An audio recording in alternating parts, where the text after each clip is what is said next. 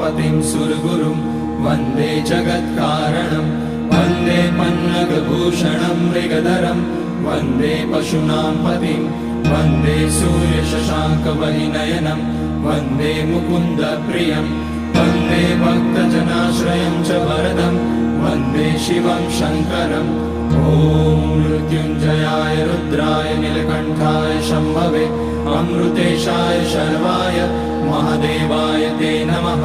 नमस्तेस्तु भगवन् विश्वेश्वराय महादेवाय त्र्यम्बकाय त्रिपुरान्तकाय त्रिकाग्निकालाय कालाग्निरुद्राय नीलकण्ठाय मृत्युञ्जयाय सर्वेश्वराय सदाशिवाय श्रीमान् महादेवाय नमः।